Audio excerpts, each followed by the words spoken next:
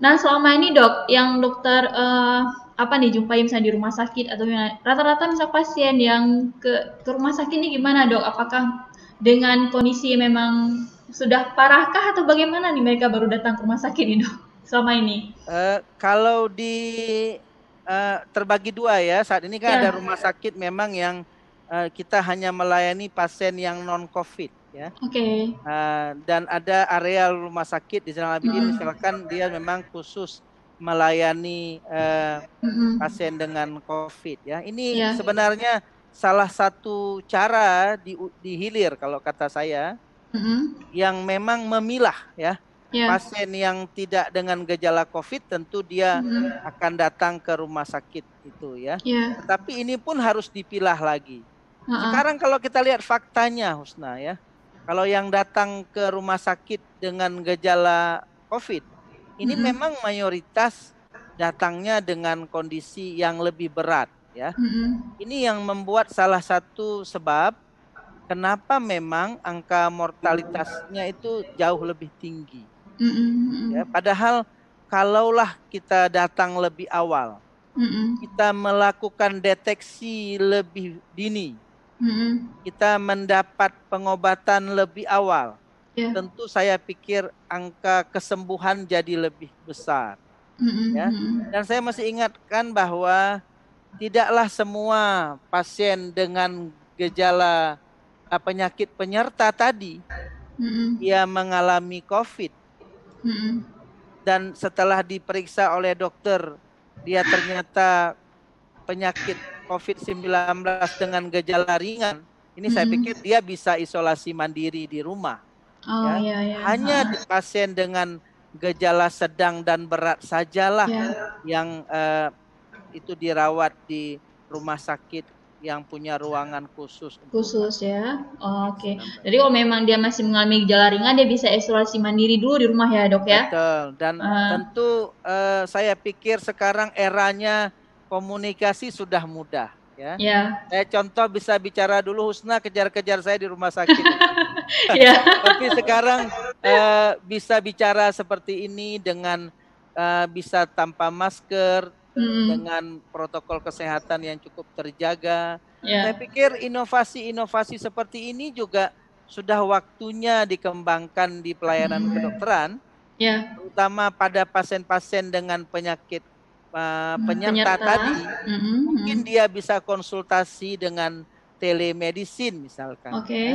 Jadi heeh. saya pikir ini juga menarik dan ini saya Hmm, pikir sudah tidak asing lagi, sudah jadi kebutuhan mutlak pada hmm, kondisi hmm. hari ini ya. Ya, hmm, Dan saya pikir kita juga harus siap, siap hmm. di kalangan para medis, Ya, siap juga di kalangan pasien karena hmm. kelihatan cara ini jadi yang lebih lebih aman dalam sisi kesehatan. Mungkin itu. Ya, ya benar sekali nih dok. Saya juga setuju nih dok. Apabila jadi pasien tidak perlu datang langsung bertemu sama dokternya, artinya kan bisa saling sama-sama menjaga ya dokter ya. Betul. Jadi bisa melalui ya mungkin ada aplikasi khusus mungkin antara pasien dan dokter. Jadi juga Betul. meskipun tidak berjumpa, jadi kontrol kontrol kontrol rutinnya juga jalan gitu kan. Betul. Setiap ada keluhannya juga bisa disampaikan langsung sama dokternya. Mungkin ini menarik dok. Apa sama ini memang sudah ada dokter? Atau mungkin dokter Hendra sendiri sama pasien-pasiennya sudah menggunakan sistem ini ya dok? Em, saya ada beberapa pasien, Ya. terutama yang memang dia meminta sendiri. Ya, saya waktu itu Hmm, sempat terkejut, Husna, ya. ketika dia datang ke klinik saya minta dia eh, naik ke bed pemeriksa, Mm-mm. itu dia bilang saya tak mau naik, saya mau konsultasi saja. Ya, saya Mm-mm. pikir ini sekelompok pasien, sekelompok masyarakat yang paham benar bahwa eh, dia butuh media lain untuk konsultasi. Ya, Mm-mm. ini ya Ya. saya pikir jadi peluang, Mm-mm. peluang inovasi di bidang kesehatan. Yang Mm-mm. saya pikir sebentar lagi saya dengar sudah ada launch di Banda Aceh, ya Ya, tinggal tunggu semoga. tanggal mainnya dan saya pikir ini sangat bermanfaat di masa Ya. sekarang ya. Ya. Saya ambil contoh Husna, ketika dulu kejadian WTC di Amerika, Ya. Mm-mm. ya itu impactnya kita akan sangat sulit ke luar negeri karena dianggap diperiksa security-nya ini teroris atau bukan. Ya. Jadi saat itu sangat sulit kita dapat visa untuk pergi kemana-mana. Ya. Tetapi yang menarik ketika pandemi ini ternyata bukan security keamanan yang jadi poin penting, tapi health safety yang jadi lebih penting.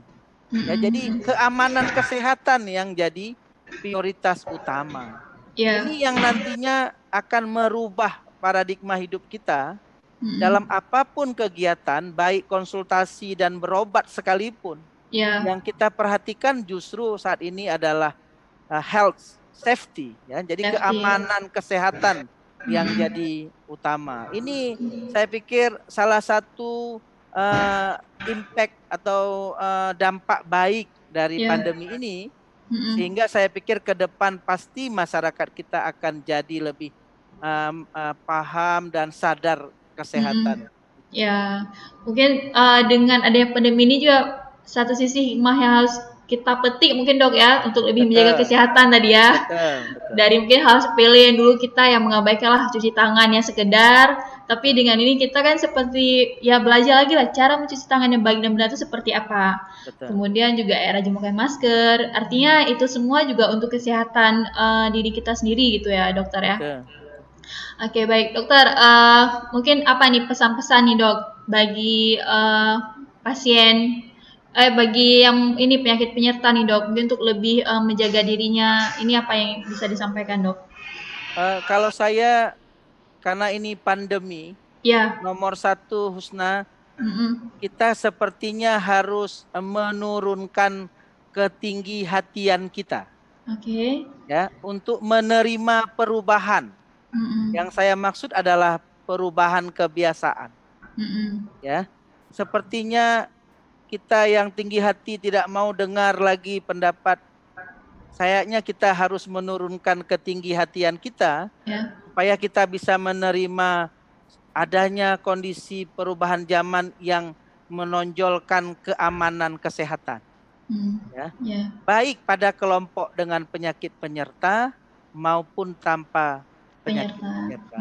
Bagi penyakit penyerta saya pikir ini bukanlah kiamat, saya pikir ya. Kalaulah dia tetap menjaga protokol kesehatan, karena memang cara yang paling efektif dalam mencegah COVID-19 adalah memegang teguh protokol kesehatan tadi. Di samping itu pada kelompok dengan penyakit penyerta saya pikir kita mesti lebih dekat ke sarana kesehatan, tapi tanda kutip dengan cara yang lebih aman dalam sisi kesehatan. Kontrol jadi lebih teratur, berobat harusnya jadi lebih baik. Ya, kita jadi lebih peduli terhadap tubuh kita. Kita lebih peduli terhadap obat yang harus kita minum secara teratur. Karena dengan cara ini kita satu sisi menurunkan resiko terpapar virus corona, dan kalaupun kita terpapar, saya pikir kita tetap punya angka kesembuhan yang lebih tinggi. Yang terakhir, tetap optimis, ya, karena memang kadang-kadang kita jadi lebih berat bukan karena penyakitnya, Husna. Karena pikiran kita jadi stres. Jadi karena kondisi lain seperti psikologis problem, ya, sehingga daya tahan tubuh kita jadi lebih jelek, maka penyakit ini jadi lebih berat dan justru membuat angka kematian jadi lebih tinggi. Lebih tinggi lagi ya dok ya. Dan selain tadi harus menjaga harus tetap protokol kesehatan, makanan juga itu menjadi poin penting juga dok ya selama ini ya. Untuk saya terus dijaga kalau, kalau penyakit penyerta tentu makanannya ya tergantung penyakitnya, betul. Ini yang saya bilang, sepertinya kita mesti lebih dekat tanda kutip pada dokter kita, supaya kita bisa mendapatkan pengetahuan tadi secara utuh. Tentu dengan media-media tadi yang saya pikir sudah waktunya kita kembangkan adalah cara-cara yang memegang prinsip keamanan, tapi keamanan kesehatan. Ya. Oke, baik. Nah, sudah panjang lebar sekali nih penjelasan dari Dr. Hendra nih, dan kita berharap semoga yang disampaikan oleh Dr. Hendra tadi ini bisa bermanfaat ya bagi Syedra Alun semua nih, Dok. Dan tentunya juga harus tetap terus menjaga protokol kesehatan. Yang misalnya yang sering beraktivitas di luar rumah juga itu harus nomor satu nih protokol kesehatannya. Karena kenapa? Ketika pulang ke rumah kita masih ada orang tua ataupun ya mungkin anak-anak kecil mungkin di rumah yang jangan sampai kita membawa virus kepada mereka. Dan Syedra Alun, kembali lagi saya ingatkan bahwa acara ini didukung oleh BNPB dan ingat pesan Ibu 3M, wajib memakai masker, wajib menjaga jarak dan menjauhi kerumunan, serta wajib mencuci tangan dengan sabun. Dan kita berharap juga ya dokter ya, agar pandemi ini segera berakhir ya dok ya. Insya Allah, saya pikir ya, doa kita semua ya. Saya lihat para ulama juga di masjid, saya pikir hampir semua berdoa, dan saya pikir doa yang sama satu dunia supaya pandemi ini segera berakhir dan membawa hikmah yang baik kepada kita satu dunia ini. Setidaknya kita mungkin lebih peduli terhadap kesehatan kita dan keluarga dan orang-orang tercinta kita. Mungkin itu, Husna. Ya, baik. Terima kasih banyak Dokter Hendra. Saya tahu dokter pasti sibuk nih, tapi menyempatkan waktu lebih kurang 30 menit untuk berbincang-bincang dalam program Serami Podcast hari ini, edisi Bincang Kesehatan. Terima kasih banyak Dokter Hendra, selalu sehat, sukses terus dok, dan insya Allah mungkin ke depan kita bisa berbincang lagi dok terkait dengan kesehatan lainnya ya dokter ya, dan tentunya juga itu bisa bermanfaat bagi masyarakat. Sekali lagi saya ucapkan terima kasih banyak dokter. Terima kasih banyak ya. Ya, semoga nanti bisa bertemu tidak via Zoom ya dok ya. Ya, kita berdoa. Saya pikir satu waktu bisa ketemu kayak dulu lagi ya, Ustaz. Saat kamu meliput pengembangan pelayanan di rumah sakit umum. Saya pikir saya juga mengucapkan ribuan terima kasih kepada ini ya, gugus tugas ini ya. Kemudian Serambi Indonesia yang telah memberi kesempatan kepada saya walaupun 30 menit. Saya pikir ini, saya berharap apa yang saya sampaikan memberi manfaat baik pada diri saya maupun pada masyarakat. Saya mohon maaf kalau ada kata-kata yang salah. Tetap sehat, tetap produktif, dan saya pikir karena baru kemarin ulang tahun Ikatan Dokter Indonesia, saya pikir saya juga mengucapkan selamat ulang tahun Ikatan Dokter Indonesia. Tetap jaya, tetap semangat, karena memang masyarakat sangat membutuhkan kita. Mungkin itu. Iya. Baik, terima kasih banyak Dokter Hendra. Kami juga di sini berdoa agar para dokter juga selalu sehat, karena kenapa?